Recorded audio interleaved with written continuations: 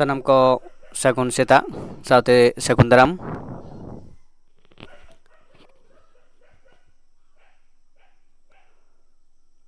ᱱᱤᱛᱚᱜ ᱫᱚ ᱱᱚᱰᱮ ᱵᱚᱱ ᱧᱮᱞᱟ ᱡᱮ सेकेंडारी क्लास 9 एंड 10 2016 रना जा सिलेबस लेकाते ओना सिलेबस रना पुथी को कतक नोडे आबो बन नेला ओना रेन ओनलिया कोई कनाय आर ओना पुथी रना उच्छन साल नोडे ओना को बन बडाया।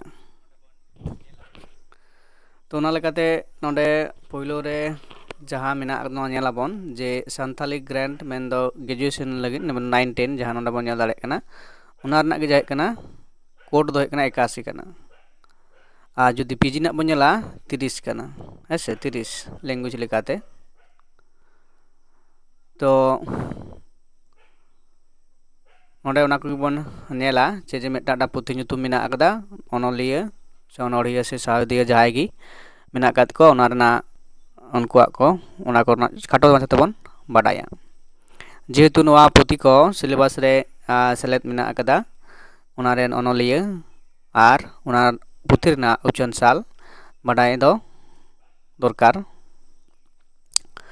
तो सान्ताली पुथी को बन नेल लगी जे पुतना सान्ताली सेरेंज पुथी को हेसे पुथी nyutum ओनलिया आर उच्चन साल काराम सेरेंज पुथी नोरेन कोई ऑल कदाय नुनकु सोरेन 1980 साल रे उच्छन कना पहिलो उच्छन नोआ कदो जतोगी पहिलो उच्छन ओंडे जतोगुलो मेना akada साल कदो मेना akada। इना परे बन नेला जे दासाय देवी दासाय सेरेंज सेरेंज पुथी दो कोई ऑल कदाय मलिंद्र हांसदा नोआ पुथी तिना सारे उच्छन लेना 1982 साल रे हेसे। तो इन पर जहाँ मेना akada जे सान्ताली लोक कथा की संग्रह प्रोफेसर नोदलदाय दिगम्बर हांसदा गंकेया नोआ सान्ताली लोक कथा की संग्रह पुथी दो उच्छन साल दो किन्तु बांग बडाय कना।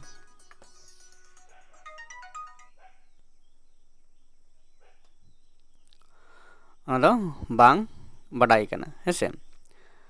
तो इन पर पुथी जहाँ मेना akada जे मारांग बुरु बिनती नोरेन ओनलिया दो कोई कनाय कनायलाल टुडू गमके आ नोआ पुथी दो उच्छन सदर कना 1985 साल रे। इन पर बन नेला जे काहिनी पुथी को इन पर काहिनी पुथी को जहाँ मेना akada काहिनी पुथी चे पुथी मेना akada ओना nyutum को एवं उच्छन साल को बन बडाया। नोडे बन नेल दाड़े सान्ताली पद्य संग्रह कृष्ण चंद्र टुडू मेन दो 1985 साल रे नोआ पुथी दो उच्छन लेन ताहे कना। इन परे बन नेला जे सान्ताली साहित्य दो चेद मेना akada डॉक्टर डोमान साहो सुमिर गंकेया ऑल ओना पुथी दो उच्छन लेना 1956 साल रे हेसे 1956 साल रे सान्ताली साहित्य पुथी मानतान डॉक्टर डोमान साहो सुमिर गंकेया नोआ पुथी दो कना। इन परवर्ती रे जे पे नंबर रेना akada जे माया जाल 3 नंबर रे माया जाल पुथी ना akada नोआ दो कदाय डोमान साहो सुमिर आर भागवत मुर्मू ठाकुर ताकिना गड़ते माने बाना हर मित साथे सापड़ाव कते 1977 साल रे नोआ माया जाल पुथी दो उच्छन लेना 1977 साल रे। इन परे गायन पुथी को बन नेलदा गायन पुथी को चेद को मेना akada गायन पुथी को मुंद्रे ना akada दाड़े गे धन नोआ दो पंडित रघुनाथ मुर्मू गमकेया 1948 साल रे नोआ पुथी दो उच्छन सदर लेना हेसे। इन परे मेना akada किरिन सिंदूर डॉक्टर कृष्ण चंद्र टुडू गमकेया नोआ पुथी दो 19 1994 साल रे उछाᱹन सदर लेन ताहे कना। इना परे बन नेला काजल सोनातन कालीराम सोरेन और नवा पुथी दो उछाᱹन लेना 1958 साल रे।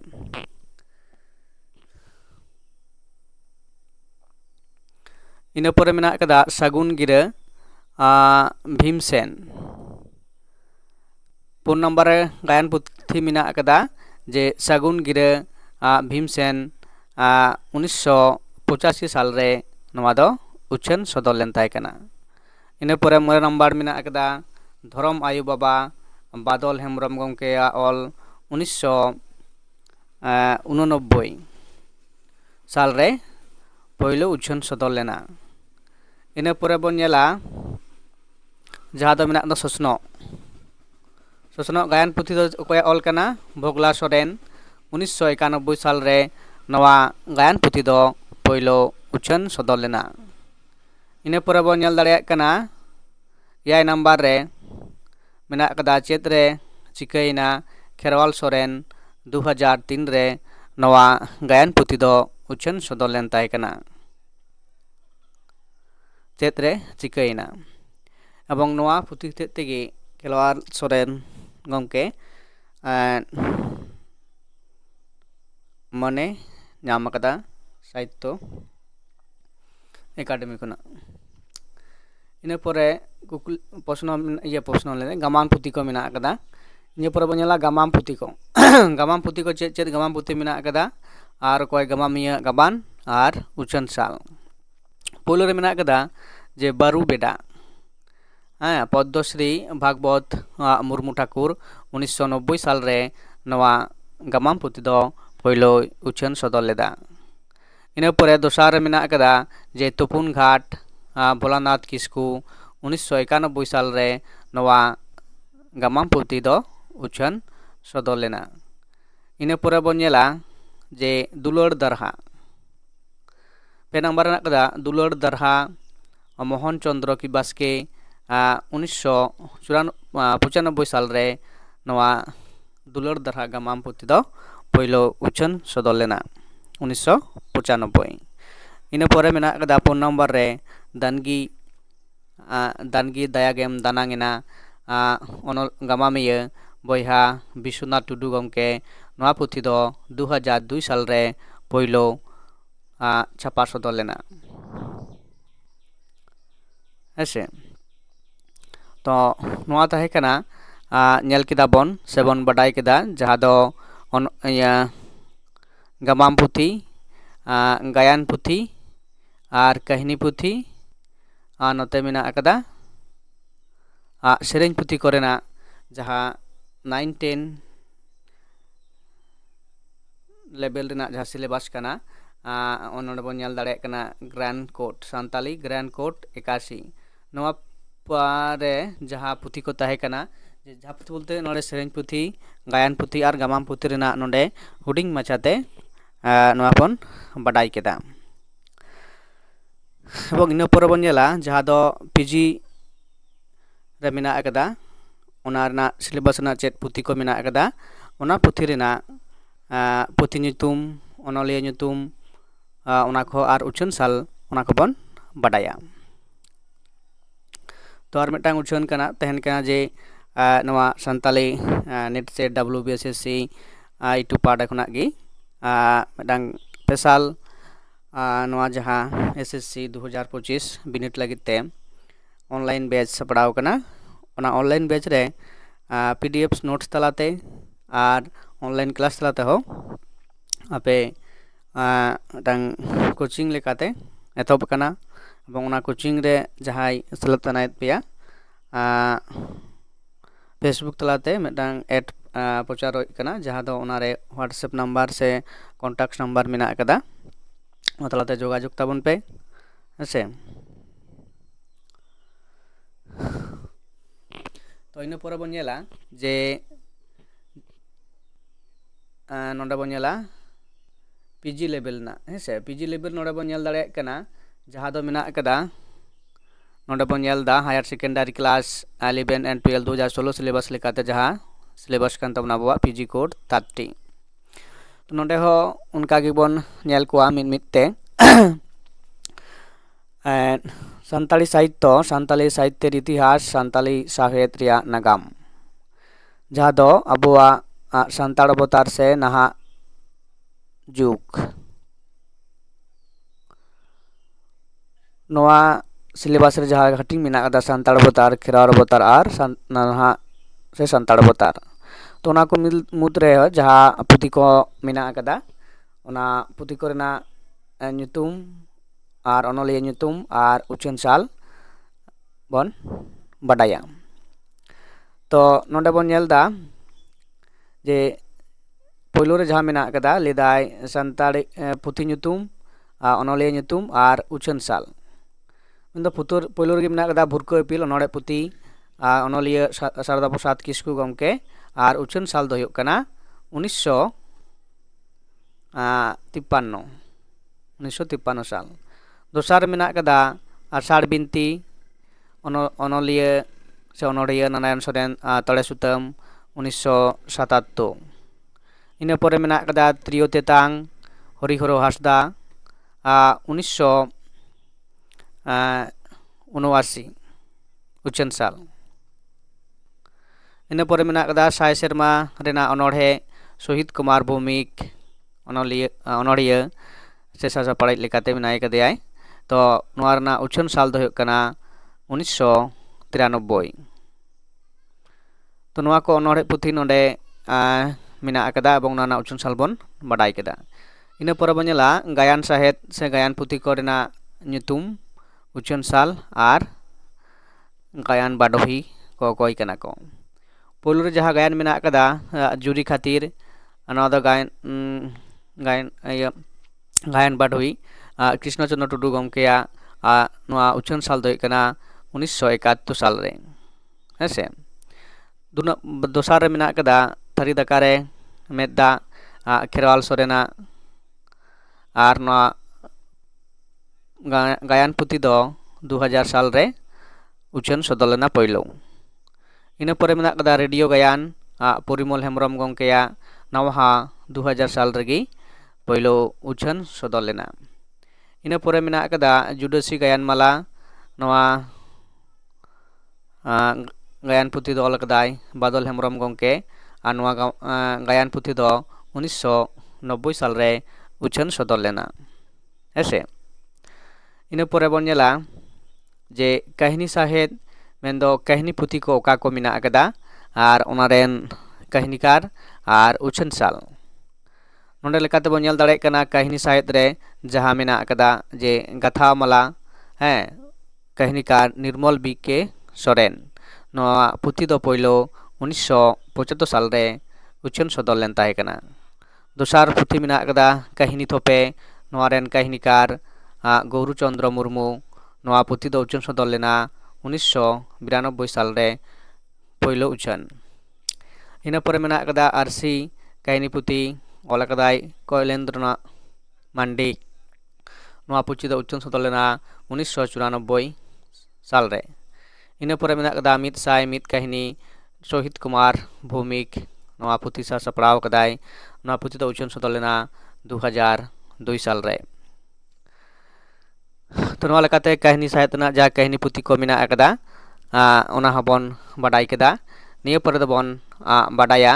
जहां दो मेना कदा गामाम साहेद रे पहिलो गामाम लेकाते जहां मेना कदा सेलेद मानुमुती गामाम नोआरेन गामामिया दो हुयुग कना चंद्रमोहन हासदा गमके आ नोआ गामाम पुथी रेना पहिलो उछन साल दो हुयुग कना 1977 साल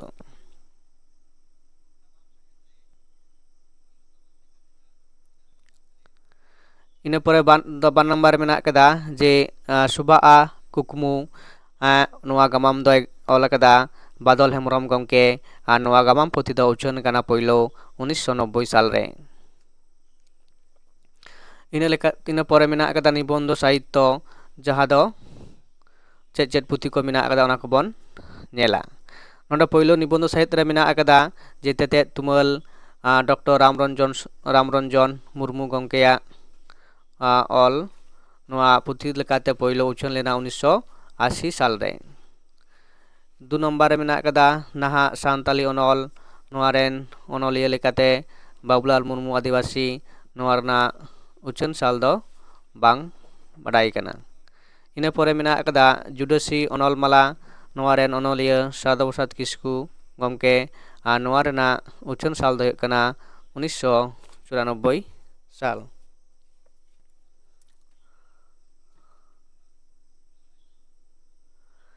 ᱤᱱᱟᱹ ᱯᱚᱨᱮ ᱡᱟᱦᱟᱸ ᱢᱮᱱᱟᱜ ᱠᱟᱫᱟ ᱯᱟᱛᱷᱟᱢ ᱥᱟᱦᱮᱫ ᱨᱮ ᱚᱠᱚᱭ ᱥᱟᱥᱟᱯᱲᱟᱣ ᱞᱮᱠᱟᱛᱮ ᱢᱮᱱᱟᱜ ᱟᱠᱟᱫ ᱠᱚᱣᱟ ᱮᱵᱚᱝ ᱱᱚᱣᱟ ᱯᱟᱛᱷᱟᱢ ᱥᱟᱦᱮᱫ ᱨᱮ ᱫᱚ ᱥᱟᱥᱟᱯᱲᱟᱣ ᱠᱚ ᱱᱟᱦᱟᱜ ᱞᱮᱠᱟᱛᱮ ᱥᱮ ᱵᱤᱵᱷᱤᱱᱱᱚ ᱚᱠᱛᱚ ᱠᱚ ᱪᱤᱠᱟᱹ ᱠᱟᱱᱟ ᱟᱹᱨᱩ ᱯᱷᱮᱨᱟᱣ ᱠᱟᱱᱟ ᱠᱚ। ᱛᱚ ᱯᱳᱭᱞᱳ ᱨᱮᱱ ᱡᱟᱦᱟᱸᱭ ᱥᱟᱥᱟᱯᱲᱟᱣ ᱠᱟᱱᱟ ko उनको ᱜᱮ ᱱᱚᱰᱮ ᱫᱚ ᱠᱤᱱᱛᱩ ᱢᱮᱱᱟᱜ ᱟᱠᱟᱫ ᱠᱚᱣᱟ ᱦᱮᱸᱥᱮ। ᱛᱚ ᱯᱳᱭᱞᱳ ᱯᱟᱛᱷᱟᱢ ᱥᱟᱦᱮᱫ ᱡᱟᱦᱟᱸ ᱯᱟᱛᱷᱟᱢ ko ᱟᱵᱚᱣᱟᱜ ᱱᱚᱣᱟ सिलेबस ᱨᱮ सेलेद मेना कदा ओना पथम को मुद्रे पोइलो जहां मेना का तबना जे मार्शल नोआ रेन सासापड़ी दो हकनाय श्री हरि मुर्मू गमके आ नोआ पथम दो पोइलो उछन एतहब लेना 1941 साल खन हेसे दोसार पथम मेना कदा जुग सिरजल नोआ रेन सासापड़ी लेकाते ताहेकना नाथानियल मुर्मू गमके आ नोआ पथम दो पोइलो 1971 साल खन उछन एतहब अकाना इना पोरे मेना कदा 3 नंबर हर संबाद पथाम डॉक्टर डोमान साहर सुमीर गंके पोइलो सासापड़ी लेकाते 1947 साल खन नोआ पथाम दो उछन सदरक काना इना पोरे मेना कदा एभेन साकावा नोआलेन सासापड़ी दो कालीपुदो सोरेन गंके मेन्दो खेराल सोरेन गंके नोआ पथाम दो 1993 साल खन पोइलो उछन एतहब अकाना इना पोरे मेना कदा 9 नंबर पथाम सिली नोआ रेन सासापड़ी लेकाते कोयलेंद्रनाथ मांडी गंके आ नोआ पथाम दो 1981 साल खन पोइलो उछन एतहब अकाना इना पोरे मेना कदा चिठी साकाम पथाम नोआ रेन सासापड़ी दो गोविंदो मांडी 1994 साल खन नोआ पथाम दो पोइलो उछन एतहब अकाना इना पोरे मेना कदा लाहांती पथाम नोआ रेन सासापड़ी लेकाते मेनाय कदे स्वपन कुमार प्रामाणिक गंके आ नोआ पथाम दो 1989 साल खन पोइलो उछन एतहब अकाना हेसे तो नोआ लेकाते नोडे बोन नेल केदा 8 गोटांग पथाम जहां मेना कदा नोआ सिलेबस रे तो नोआ सुदु दो बांग कना आरो आयमा पथाम को मेना कदा जहां दो अबो सान्ताल साहित्य रना nyutuman पथाम को उना को रना हो तायम दाराम बोन बडाया तो नितो जहां बोन गलमरावेट कना नोदा सिलेबस रे जहां मेना कदा उना कोगे इन परवर्ती क्षेत्र रे हो जहां को मेना कदा nyutuman पथाम उना को दिकते रे होबन बडाया तापरे मेना कदा विबोधो साहेद हेसे छोटराय देश माजिरिया कथा नोआ जहां अनल साहित्य कना जे उना दो ऑल कदाय राया सोरेन आ नोआ रना पहिलो उछन दो कना 1917 साल दोसार मेना कदा हजारीबाग रिया इतिहास टीके रापाच आ नोआ पहिलो उछन लेना 1993 साल रे इना पोरे मेना कदा सान्ताली भाषा ओ साहित्य इतिहास धीरेन्द्रनाथ बास्के गंकेया 1999 साल रे नोआ पुथी दो पहिलो उछन सदर लेना हेसे इना पोरे रे लातार रे नेल ताबन पे जहां दो मेना अकदा जे सान्ताली रनोड़ पुथी को जहां को सिलेबस रे सिलेक्टेड लेकाते मेना अकदा पहिलो रे मेना अकदा सान्ताली ग्रामार फॉर बिगिनर्स आरे बारेन पीओ बोर्डिंग दोसार रे मेना अकदा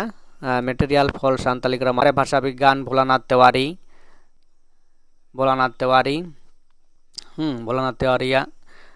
पुन नंबर दा पारसी उनुरुम कृष्णचंद्र टुडू गमकेया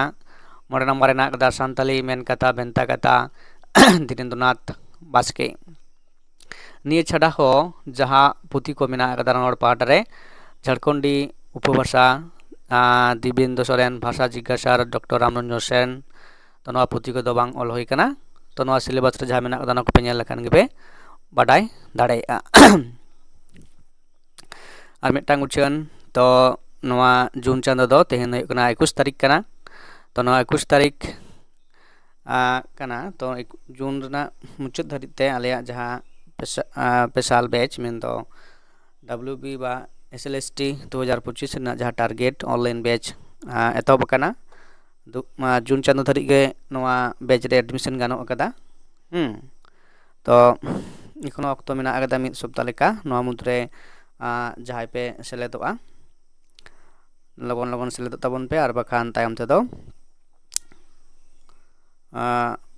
सेलेद दो गानोआ किन्तु आलादा मिदटांग कंडिशन मेना अकदा जाहिक कना जहाँ को आरि पे सेलेद ताबना सेलेद ताबन पे और नवा लेकाते PDF नोट होपे ᱧᱟᱢᱟ रेकॉर्ड क्लास होपे ᱧᱟᱢᱟ हेसे और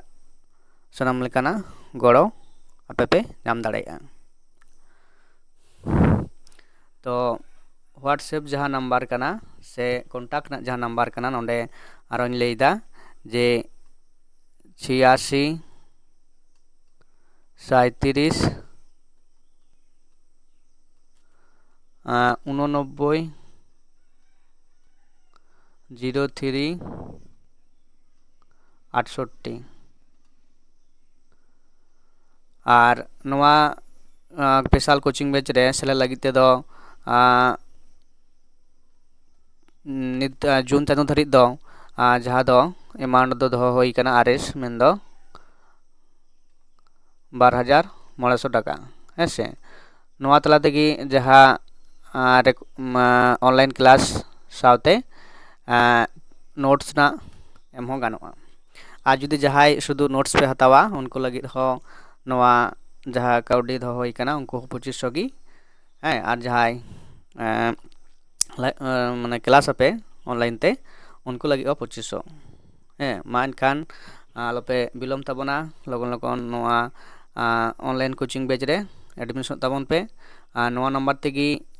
फोन पे मेना कदा जहाँ फोन पे पे तो नवा रना स्क्रीनशॉट कॉल पे और आपे ᱧᱩᱛᱩᱢ आनो लेकाते आपे ग्रुप पे सेलेक्ट दाड़ेया हेसे तो नवा थाई कना तेहना लाइव क्लास और नवा खबर हो आपे तलारे आरो मिद धाव सदर होइना इनकान नवा वीडियो जस्ती शेयर ताबन पे कमेंट ताबन पे हैं लाइक ताबन पे जते आरो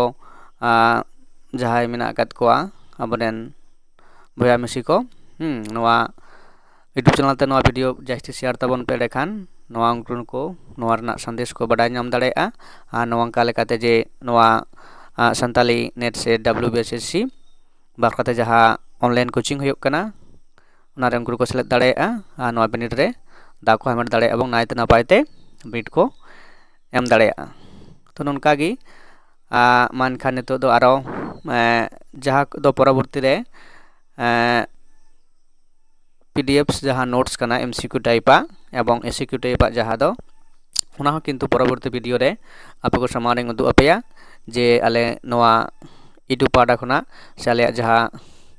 संताली नेट से WBSSC ऑनलाइन कोचिंग बैच रे ओका लेकाना नोट्स आपे पे ᱧᱟᱢᱟ हैं जहाँ दो अपेया बिनिड रे गड़ो लेकाना नोट्स कना हेसे